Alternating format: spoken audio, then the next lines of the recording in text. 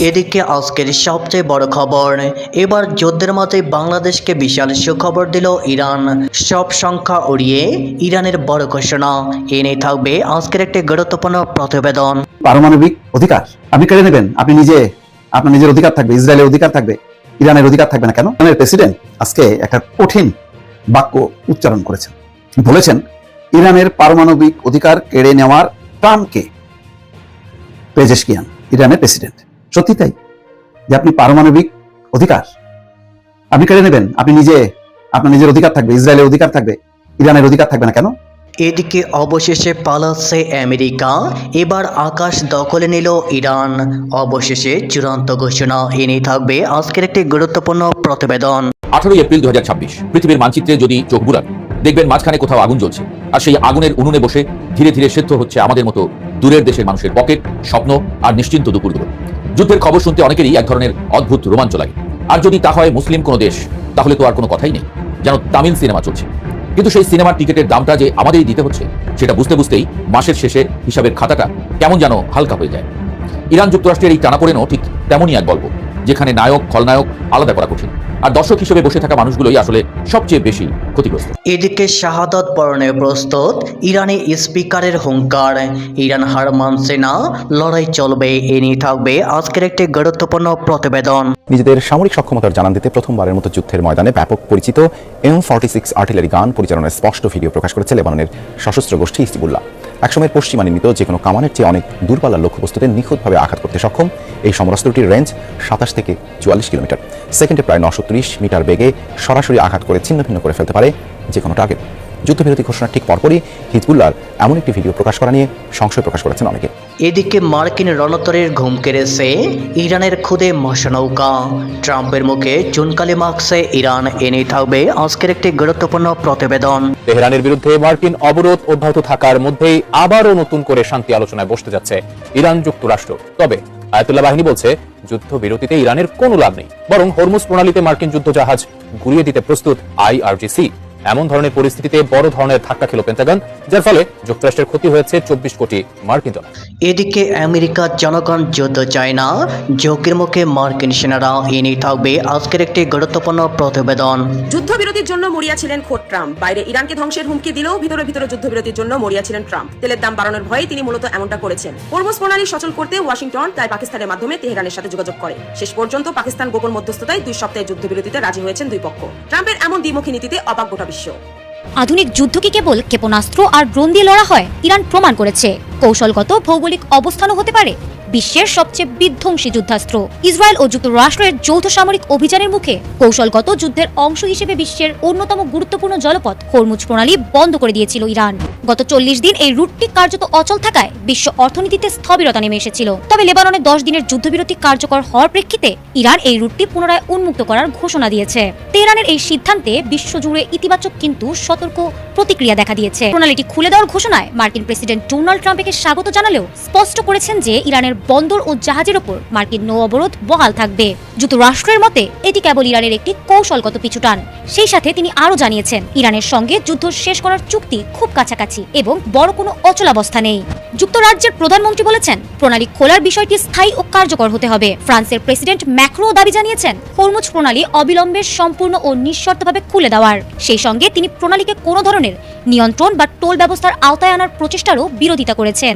অন্যদিকে চীন এই ঘোষণায় সবচেয়ে বেশি স্বস্তি প্রকাশ করেছে, কারণ দেশটির আমদানিকৃত জ্বালানির বড় অংশই এই রুটের উপর নির্ভরশীল। তবে রাশিয়া ইরানের এই পদক্ষেপকে বুদ্ধিদীপ্ত কূটনীতি হিসেবে দেখলেও ইসরায়েল একে চরম সন্দেহের চোখে দেখছে। ইসরায়েলি প্রতিরক্ষা কর্মকর্তাদের আশঙ্কা এই রুট ব্যবহার করে ইরান পুনরায় আঞ্চলিক প্রক্সি গোষ্ঠীগুলোকে সামরিক সহযোগিতা পাঠাতে পারে। রুটটি খোলার কয়েক ঘন্টার মধ্যেই বিশ্ববাজারে জ্বালানি তেলের দাম প্রায় ব্যারেল প্রতি 10 থেকে 13% হ্রাস পেয়েছে। তবে ইরান হুঁশিয়ারি দিয়েছে ডলারের আধিপত্য কমাতে তারা এই পথ দিয়ে চলাচলকারী জাহাজের ওপর ট্রানজিট ফি নিজস্ব মুদ্রা রিয়াল বা ইউয়ানে নেওয়ার পরিকল্পনা করছে।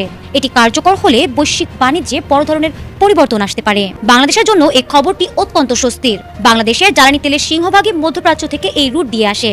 প্রণালীটি বন্ধ থাকায় আমদানিকৃত পণ্যের জাহাজ ভাড়া ও ইন্স্যুরেন্স খরচ কয়েকগুণ বেড়ে গিয়েছিল, যা দেশের মুদ্রাস্ফীতির ঝুঁকি বাড়িয়েছিল।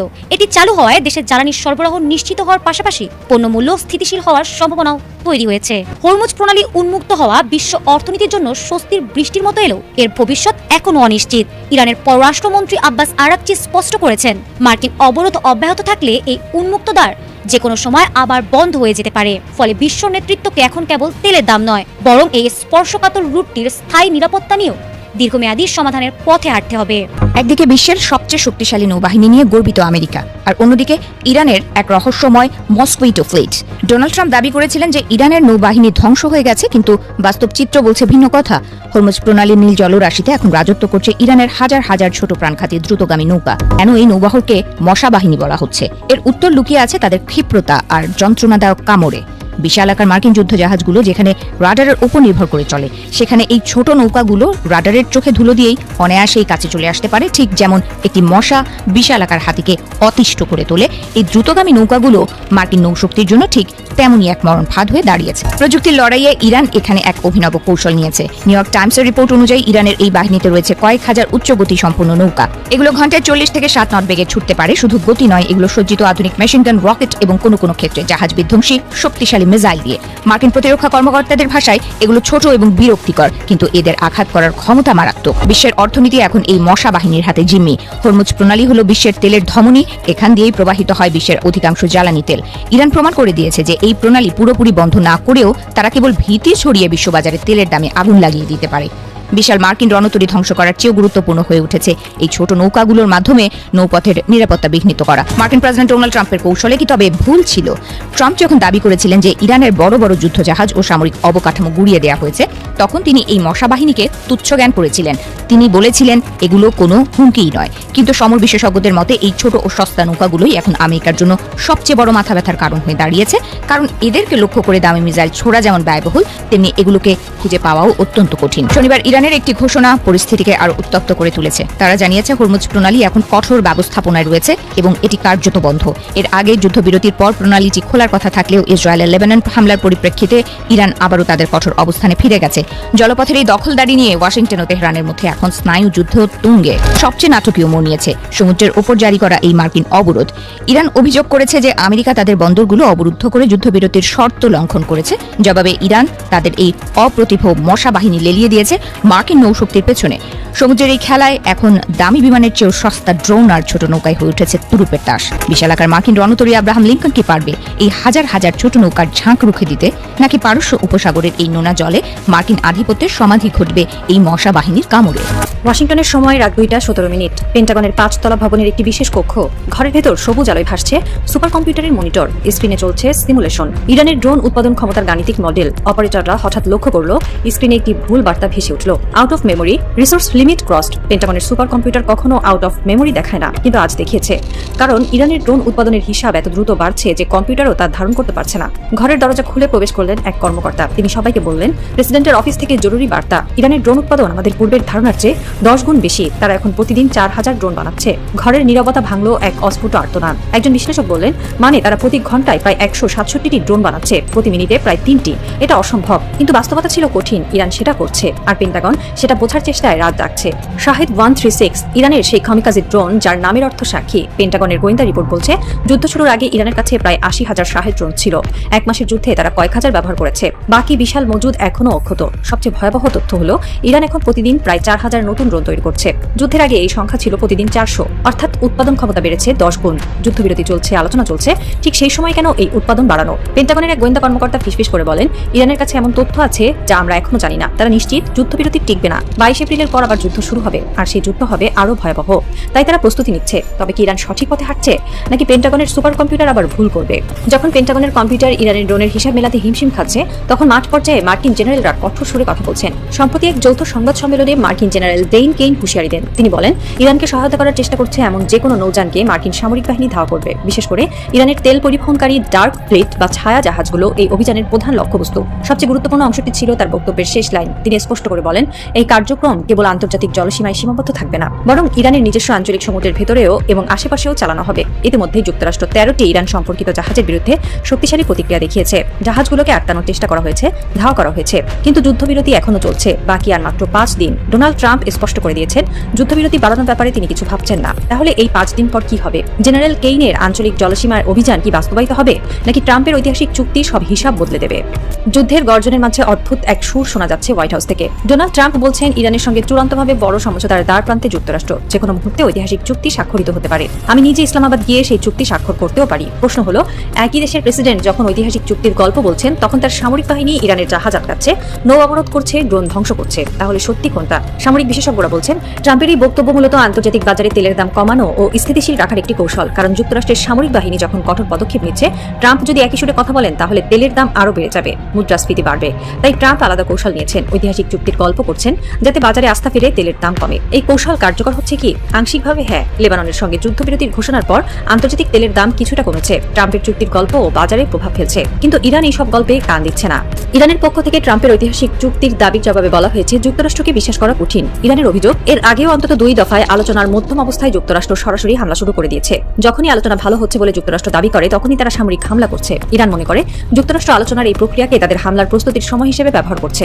একজন ইরানি কূটনীতিক বলেছেন, ট্রাম্প যখন বলছেন ঐতিহাসিক চুক্তি, তখন তার সামরিক বাহিনী আমাদের জাহাজ আটকাচ্ছে, আমাদের জলসীমা লঙ্ঘন করছে। তাহলে কোন চুক্তির কথা বলছেন তিনি? ট্রাম্পের কথার চেয়ে কর্ম দেখতে চায় ইরান। ইরানের পক্ষ থেকে পরিষ্কার জানিয়ে দেওয়া হয়েছে, যতক্ষণ পর্যন্ত নৌ অবরোধ না উঠছে ততক্ষণ কোনো আলোচনা হবে না। আর যুক্তরাষ্ট্র যদি জোর করে তাদের জলসীমায় প্রবেশ করে, তাহলে ইরান 4000 ড্রোনের ঝাঁক ছেড়ে দেবে। তেহরানের উত্তর প্রান্তে একটি অজ্ঞাত ভবনের 3য় তলায় জানালার পর্দা নামানো, ঘরের ভিতর শুধু টেবিল ল্যাম্পের আলো, টেবিলের উপর ছড়ানো গোয়েন্দা রিপোর্ট, স্যাটেলাইট ছবি, ড্রোনের উৎপাদন পরিকল্পনা, আর মাঝখানে রাখা পিতার একটি ছবি, আয়তুল্লাহ আলী খামিনির ছবি। মোজতবা খামিনি জানালার পাশে দাঁড়িয়ে, তার চোখের সামনে কারখানার ছবি ভাসছে। তিনি জানেন ইরানের হাতে এখন পৃথিবীর সবচেয়ে বড় অস্ত্র। সেটি পারমাণবিক বোমা নয়, সেটি শাহেদ 136, $5000 ড্রোন, যা $2.5 মিলিয়ন টমাহকের চেয়েও ভয়ঙ্কর। কারণ টমাহক ফুরিয়ে যায়, কিন্তু শাহেদের সংখ্যা প্রায় অন্তহীন। তিনি পিতার ছবির দিকে তাকিয়ে আছেন। মনে পড়ছে সেই রাত যখন ইসরায়েলি ক্ষেপণাস্ত্রে তার পিতা শহীদ হয়েছিলেন। সেই রাতে তিনি শপথ নিয়েছিলেন ইরান মাথা নত করবে না, ইরান জিতবে। আজ তিনি সেই শপথের দ্বার প্রান্তে দাঁড়িয়ে তিনি ফিসফিস করে বললেন, পিতা দেখুন, আপনার রক্ত বৃথা চাইনি। আজ আমাদের হাতে সেই শক্তি আছে যা আমেরিকার স্বপ্ন ধ্বংস করতে পারে। তার চোখে পানি নেই, আছে আগুন, আছে গর্ব, আছে তৃপ্তি। তিনি হাসছেন, কারণ তিনি জানেন ট্রাম্পের ঐতিহাসিক চুক্তি যদি সত্যি হয়, তাহলে ইরান হয়তো ড্রোন থামাতে পারে, কিন্তু যদি মিথ্যা হয়, যদি শুধু তেলের দাম কমানোর কৌশল হয়, তাহলে 22 এপ্রিলের পর আকাশ কালো করে দেবে শাহেদ ড্রোনের ঝাঁক। আর সেই ঝাঁকের নাম হবে প্রতিশোধ। দীর্ঘ 40 দিনের এক রক্তক্ষয়ী সংঘাত শেষে ইরান বিজয় উল্লাসে মত্ত। দেশটির পার্লামেন্ট স্পিকার মোহাম্মদ বাঘর গালিবাফ এক টেলিভিশন ভাষণে বজ্র কণ্ঠে ঘোষণা করেছেন, আমরা যুদ্ধে জিতেছি। তার এই একটি বাক্যই ওয়াশিংটন থেকে তেল আবিব পর্যন্ত আতঙ্ক ও লজ্জার কারণ। ইরানি পার্লামেন্ট স্পিকারের দাবি অনুযায়ী আধুনিক সমরাস্ত্রের ইতিহাসে সবচেয়ে বড় চমকটি এসেছে আকাশপথে। আমেরিকার গর্ব কোটি কোটি ডলার মূল্যের অদৃশ্য স্টেলথ ফাইটার F-35 নাকি নামিয়ে এনেছে ইরানের ক্ষেপণাস্ত্র প্রতিরক্ষা ব্যবস্থা। গালিবাফের ভাষায় F-35 ভূপাতিত করা কোনো সাধারণ ঘটনা নয়। এই দাবি বিশ্বজুড়ে মার্কিন সামরিক শ্রেষ্ঠত্বের দর্পকে চুরমার করে দিচ্ছে। যদিও এই ঘটনা নিয়ে পেন্টাগন এখনও রহস্যময় নীরবতা পালন করছে। ভাষণে গালিবাফ কেবল আকাশের জয়গান গেয়েই ক্ষান্ত হননি। তিনি ঘোষণা করেছেন বিশ্ব বাণিজ্যের ধমনী হিসেবে পরিচিত হরমুজ প্রণালী এখন সম্পূর্ণ তেহরানের কবজায়। মার্কিন নৌবাহিনীর অবরোধ প্রচেষ্টাকে বেপরোয়া ও মূর্খতা হিসেবে আখ্যা দিয়ে তিনি সাফ জানিয়ে দিয়েছেন, ইরান যদি তেল রপ্তানি করতে না পারে, তবে এই পথ দিয়ে অন্য কারো জাহাজও পার হতে দেওয়া হবে না। তার এই সরাসরি হুমকি বিশ্ববাজারে তেলের দামে বড় ধরনের ধস বা উল্লম্ফনের ইঙ্গিত দিচ্ছে। নাটকীয় এই ভাষণে উঠে এসেছে একটি রুদ্ধশ্বাস মুহূর্তের বর্ণনা। ইসলামাবাদে যখন যুদ্ধবিরতির আলোচনা চলছিল, তখন মার্কিন মাইন সুইপার জাহাজগুলো ইরানি জলসীমার কাছে আসার চেষ্টা করে। গালিবাফ জানান, তিনি ব্যক্তিগতভাবে মার্কিন প্রতিনিধিদের 15 মিনিটের আলটিমেটাম দিয়েছিলেন। সেই চরম উত্তেজনার মুহূর্তে মার্কিন রণতরীগুলো পিছু হটতে বাধ্য হয়। এটি যেন এক আধুনিক ডেভিড বনাম গলিয়াত যুদ্ধের মহাকাব্যিক পুনরাবৃত্তি। ইরানের ওপর দিয়ে বয়ে যাওয়া ঝড়ের কথা স্মরণ করে গালিবাফ আবেগ আপ্লুত হয়ে পড়েন। সর্বোচ্চ নেতা আয়াতুল্লাহ আলী খামিনি এবং অন্যান্য নেতাদের হারানোর ক্ষত এখনো দগদগে, কিন্তু সেই শোককে শক্তিতে রূপান্তর করে ইরান 170 থেকে 180টি ড্রোন ইন্টারসেপ্ট করার দাবি করেছে। শত্রুপক্ষ ভেবেছিল 2-3 দিনেই তেহরান হাঁটু গেড়ে বসে পড়বে, কিন্তু ইরান প্রমাণ করেছে তারা কোনো ভেনেজুয়েলা নয় যে সহজেই ধসে পড়বে। ট্রাম্প প্রশাসনের প্রতি চরম হুঁশিয়ারি উচ্চারণ করে গালিবাফ বলেন, শাসন ব্যবস্থা পরিবর্তনের যে স্বপ্ন আমেরিকা দেখেছিল তা আজ বালির প্রাসাদের মতো ভেঙে পড়েছে। এমনকি ন্যাটো দেশগুলো এই যুদ্ধে আমেরিকার পাশে দাঁড়ায়নি বলে দাবি করেন তিনি। ইরানের এই সামরিক প্রতিরোধ পশ্চিমা জোটের ভেতরে যে ফাটল ধরিয়েছে, গালিবাফ তার প্রতিটি পরত অত্যন্ত সূক্ষ্মভাবে জনসমক্ষে তুলে ধরেন। তবে যুদ্ধের দামামার মাঝেও কূটনীতির মৃদু সুর বেজেছে গালিবাফের কণ্ঠে। পাকিস্তানের সেনাপ্রধান আসিম মুনিরের মধ্যস্থতায় আমেরিকার সঙ্গে আলোচনার টেবিলে কিছুটা অগ্রগতি হলেও চূড়ান্ত সমঝোতা এখনো বহু দূর। বিশেষ করে হরমুজ প্রণালী প্রণালীর নিয়ন্ত্রণ এবং মার্কিন অবরোধ তুলে নেওয়ার মতো মৌলিক বিষয়গুলোতে দুই দেশের অবস্থান এখনো দুই মেরুতে। তেহরান স্পষ্ট করে দিয়েছে, আলোচনার টেবিলে তারা মাথা নত করে নয়, বরং বিজয়ীর বেশেই বসতে চায়। সবশেষে নিজের জীবনের মায়া ত্যাগ করে শাহাদাত বরণের জন্য প্রস্তুত থাকার ঘোষণা দিয়ে গালিবাফ তার বক্তব্য শেষ করেন। ইরানি জনগণের উদ্দেশ্যে দেয়া এই ভাষণটি ছিল একই সাথে যুদ্ধের বিজয়গাথা এবং এক কঠিন আগামীর সংকল্প। এদিকে আমেরিকার জনগণ যুদ্ধ চায় না, ঝুঁকির মুখে মার্কিন সেনারা। কমলা হ্যারিস অভিযোগ করেছেন যে ডোনাল্ড ট্রাম্প এমন একটি যুদ্ধে যুক্তরাষ্ট্রকে জড়িয়েছে যা দেশটির জনগণ সমর্থন করে না।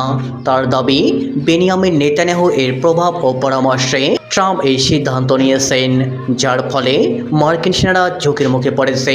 শনিবার ডেট্রয়েট শহরে ডেমোক্রেটিক পার্টির একটি তহবিল সংগ্রহ অনুষ্ঠানে বক্তব্য দিতে গিয়ে তিনি এসব কথা বলেন। হ্যারিস বলেন, এটি এমন একটি যুদ্ধ যা আমেরিকার জনগণ চায় না। তিনি আরও ইঙ্গিত করেন, ইসরায়েলি নেতৃত্বের চাপেই যুক্তরাষ্ট্রকে মধ্যপ্রাচ্যের সংঘাতে টেনে আনা হয়েছে, যা নিয়ে রাজনৈতিক অঙ্গনে নতুন বিতর্ক সৃষ্টি হয়েছে। অন্যদিকে বেনিয়ামিন নেতানিয়াহু এসব অভিযোগ প্রত্যাখ্যান করেছেন। গত মাসে এক সংবাদ সম্মেলনে তিনি বলেন, কে সত্যি বিশ্বাস করে যে কেউ প্রেসিডেন্ট ট্রাম্পকে কি করতে হবে তার নির্দেশ দিতে পারে? এই মন্তব্যের পর যুক্তরাষ্ট্রের অভ্যন্তরীণ রাজনীতি এবং মধ্যপ্রাচ্য নীতি নিয়ে নতুন করে উত্তাপ তৈরি হয়েছে। ইরানের প্রেসিডেন্ট আজকে একটা কঠিন বাক্য উচ্চারণ করেছেন। বলেছেন, ইরানের পারমাণবিক অধিকার কেড়ে নেওয়ার ট্রাম্পকে পেজেশকিয়ান। ইরানের প্রেসিডেন্ট সত্যি তাই, যে আপনি পারমাণবিক অধিকার আপনি কেড়ে নেবেন, আপনি আপনার নিজের অধিকার থাকবে, ইসরায়েলের অধিকার থাকবে, ইরানের অধিকার থাকবে না কেন? কোন আইনে, কোন যুক্তিতে? এর কোনো ব্যাখ্যা আছে? এর কোনো ব্যাখ্যা নেই। তো সেই কারণে আজকে বেশ গর্জে উঠছে আলোচনা। কাল পরশু তো হইতে পারে, নাও হইতে পারে, কিন্তু তার আগে কিন্তু ইরান তার অবস্থা জানান দিচ্ছে। বলছেন যে ইরানের পারমাণবিক অধিকার কেড়ে নেওয়ার কোনো অধিকার মার্কিন প্রেসিডেন্ট ডোনাল্ড ট্রাম্পের নেই। মন্তব্য ইরানি প্রেসিডেন্টের। তেহরান এবং ওয়াশিংটনের মধ্যে পারমাণবিক কর্মসূচি নিয়ে চলমান মতভেদের মধ্যেই এমন মন্তব্য করলেন পেজেশকিয়ান। পেজেশকিয়ানকে উদ্ধৃত করে ইরানি স্টুডেন্ট নিউজ এজেন্সি জানায়, ইরানি প্রেসিডেন্ট বলেন, ট্রাম্প বলেছেন ইরান তার পারমাণবিক অধিকার ব্যবহার করতে পারবে না, কিন্তু তিনি এটি বলছেন না যে কোন অপরাধে এই বাধা দেওয়া হচ্ছে। একটি জাতির অধিকার কেড়ে নেওয়ার তিনি কে? সত্যি তাই, পারমাণবিক কর্মসূচি তো শুধু মারণাস্ত্র ব্যবহারের জন্য না, অর্থনৈতিক উন্নয়ন, বিদ্যুৎ উন্নয়ন, এসব কর্মসূচিতেও ব্যবহার করা হয়। তাহলে কেন এই অধিকার বিসর্জন দেবে ইরান? এর পেছনে যুক্তিটা কি? প্রশ্ন হচ্ছে যে ইরান এই ইউরেনিয়াম সমৃদ্ধ করে সে কি পারমাণবিক বোমা বানাবে, অস্ত্র বানাবে, নাকি তার কর্মসূচি সে আগাবে অন্যান্য যেটা? এবং সেখানে তারা আমেরিকাকেও সংযুক্তির পরামর্শ দিয়েছে, কিন্তু আমেরিকা গলা টিপে ধরতে চায়। তার উদ্দেশ্যটা হলেই যে ইরানের যাতে কোনো রকম সক্ষমতা না থাকে অস্ত্র তৈরির, এমনকি ক্ষেপণাস্ত্র তৈরির, যাতে ইসরায়েল আক্রান্ত হতে না পারে। এইগুলি তো এইসব খেলাধুলা তো ইরান ঠিকই বুঝতে পারছে। তো সেই কারণেই ইরান এখন গর্জে উঠল। পারমাণবিক ইস্যুতে দুই দেশের মধ্যে দীর্ঘদিনের বিরোধ এবং সাম্প্রতিক উত্তেজনার প্রেক্ষাপটে ইরানের এই প্রেসিডেন্ট এই কড়া প্রতিক্রিয়া জানালেন। দর্শক, তো এখন কি হবে? এর ফলে আলোচনা কি ভেস্তে যাবে, নাকি আলোচনা অব্যাহত থাকবে? এটা একটা বড় প্রশ্ন। এখন দেখা যাচ্ছে যে ঠিক আলোচনা শুরু হওয়ার আগে দুই পক্ষই গরম গরম কথা বলছে। মানে আমেরিকা বলছে এইটা করতে হবে, ওটা করতে হবে, নতুবা কঠিন মূল্য দিতে হবে, অবরোধ তৈরি করে রাখছে। এবং অবরোধের মূল উদ্দেশ্যটা হলো ইরান যাতে পর্যদস্ত হয়, ইরান যাতে নতি স্বীকার করে, ইরান যাতে বলে যে বাবারে আগে তো বাঁচি, তারপরে না হয় পারমাণবিক কর্মসূচি, এমন একটা পরিস্থিতির দিকে ঠেলে দিতে চায়। কিন্তু আমার ধারণা যে এই চেষ্টাটা আমেরিকা করতে পারে। ইরান প্রস্তুত ছিল, হরমুজ প্রণালী যে আটকে এরকম একটা পরিস্থিতি তৈরি করবে, এটা ইরান, ইসরায়েল এবং আমেরিকা বুঝতে পারবে। কিন্তু এরকম একটি অবরোধ তৈরি করতে পারে, এটা ইরান টের পেয়েছে। কিন্তু ইরান নিশ্চয়ই পরোয়া করছে না, তার নিশ্চয়ই বিকল্প আছে এবং প্রয়োজনে সে যুদ্ধে যাবে। এবং সমুদ্র পথে দাঁড়ায় থেকে যুদ্ধ করা মানে ভৌগোলিক অবস্থানগত কৌশলগত দিক থেকে ইরান যতটা সুবিধাজনক অবস্থায় থাকবে, আমেরিকা কিন্তু থাকবে না। 18 এপ্রিল 2026 পৃথিবীর মানচিত্রে যদি চোখ বুলান, দেখবেন মাঝখানে কোথাও আগুন জ্বলছে, আর সেই আগুনের উনুনে বসে ধীরে ধীরে সেদ্ধ হচ্ছে আমাদের মতো দূরের দেশের মানুষের পকেট, স্বপ্ন আর নিশ্চিন্ত দুপুরগুলো। যুদ্ধের খবর শুনতে অনেকেরই এক ধরনের অদ্ভুত রোমাঞ্চ লাগে। আর যদি তা হয় মুসলিম কোনো দেশ, তাহলে তো আর কোনো কথাই নেই, যেন তামিল সিনেমা চলছে। কিন্তু সেই সিনেমার টিকিটের দামটা যে আমাদেরই দিতে হচ্ছে, সেটা বুঝতে বুঝতেই মাসের শেষে হিসাবের খাতাটা কেমন যেন হালকা হয়ে যায়। ইরান যুক্তরাষ্ট্রের এই টানাপোড়েনও ঠিক তেমনই এক গল্প, যেখানে নায়ক খলনায়ক আলাদা করা কঠিন, আর দর্শক হিসেবে বসে থাকা মানুষগুলোই আসলে সবচেয়ে বেশি ক্ষতিগ্রস্ত। বাংলাদেশের মতো একটি দেশ যে কিনা ভৌগোলিকভাবে দূরে থেকেও অর্থনীতির সুতোয় বাঁধা, সে এই যুদ্ধের প্রতিটি ঢেউ অনুভব করছে নীরবে। তেলের দাম বাড়ে, আমদানির খরচ বাড়ে, বাজারে চাল ডাল গ্যাসের হিসাব পাল্টে যায়। আর আমরা ভাবি এই যুদ্ধটা তো আমাদের না, তবুও কেন এর বোঝা আমাদের কাঁধে? মধ্যপ্রাচ্য এমন এক জায়গা যেখানে যুদ্ধ মানেই শুধু গোলাগুলি নয়, এর মানে জ্বালানির বাজারে অস্থিরতা, বাণিজ্যের রুটে বাধা, আর বিশ্ব অর্থনীতিতে অদৃশ্য এক ভূমিকম্প। বিশেষ করে হরমুজ প্রণালী, এই সরু জলপথটা যেন পুরো পৃথিবীর অর্থনীতির শ্বাসনালী। একে একবার বন্ধ করে দিলে দূরের দেশের মানুষের চুলায়ও আগুন কম জ্বলে। ইরান যখন কখনো এই প্রণালী খুলে দেয়, আবার কখনো বন্ধের ঘোষণা দেয়, তখন সেটা শুধু সামরিক কৌশল নয়, সেটা আসলে পুরো বিশ্বের সঙ্গে এক ধরনের স্নায়ুযুদ্ধ। এই অবস্থার মধ্যেই যখন শোনা গেল যুক্তরাষ্ট্র ও ইরান আবার আলোচনার টেবিলে বসতে যাচ্ছে, তাও আবার পাকিস্তানের রাজধানী ইসলামাবাদে, তখন যেন একটু স্বস্তির বাতাস বইল। মনে হলো দীর্ঘ অন্ধকারের পর হয়তো একটু আলো দেখা যাচ্ছে। পাকিস্তান এখানে এক অদ্ভুত ভূমিকায়, না পুরোপুরি মিত্র, না পুরোপুরি নিরপেক্ষ, বরং এক ধরনের কূটনৈতিক মধ্যস্থতাকারী, যে দুই পক্ষের মধ্যে বার্তা আদান প্রদান করে যাচ্ছে নিঃশব্দে। শোনা যাচ্ছে আগামী সোমবার দুই দেশের কারিগরি প্রতিনিধি দল আবার বসবে।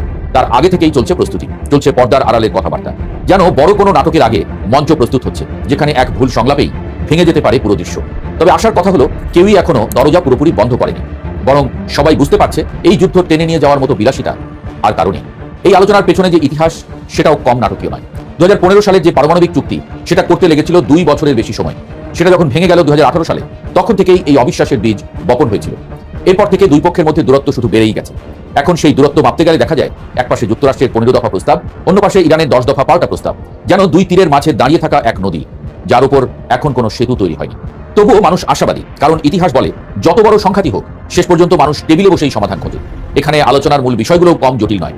ইরানের ইউরেনিয়াম সমৃদ্ধকরণ, যা তারা নিজেদের অধিকার বলে দাবি করে, সেটাকে সীমার মধ্যে রাখা, আন্তর্জাতিক তত্ত্বাবধানে আনা এবং নিশ্চিত করা যে এটি কখনো অস্ত্রে পরিণত হবে না। এই সবকিছু নিয়েই মূল দ্বন্দ্ব। অন্যদিকে যুক্তরাষ্ট্রের নিষেধাজ্ঞা, যা ইরানের অর্থনীতিকে চেপে ধরেছে, সেটা তুলে নেওয়ার প্রশ্ন সমান গুরুত্বপূর্ণ। ইরান চায় তাদের জব্দ করা সম্পদ মুক্ত হোক, আর যুক্তরাষ্ট্র চায় নিরাপত্তার নিশ্চয়তা। এই দড়ি টানাটানির মাঝখানে দাঁড়িয়ে আছে পুরো বিশ্ব। আরেকটি বড় প্রশ্ন হলো হরমুজ প্রণালী। এই পথ দিয়ে প্রতিদিন যে পরিমাণ তেল ও পণ্য বিশ্ববাজারে যায়, তা থেমে গেলে তার প্রভাব সরাসরি এসে পড়ে বাংলাদেশের মতো দেশের বাজারে। এখন যে প্রস্তাব এসেছে প্রতি জাহাজে টোল বসানো, তা শুনতে অর্থনৈতিক সমাধান মনে হলেও এর পেছনে রয়েছে রাজনৈতিক হিসাব নিকাশ। এই টোল দিয়ে যুদ্ধোত্তর পুনর্গঠনের খরচ মেটানোর কথা বলা হচ্ছে, আবার একই সঙ্গে আন্তর্জাতিক নিয়ন্ত্রণের কথাও উঠছে।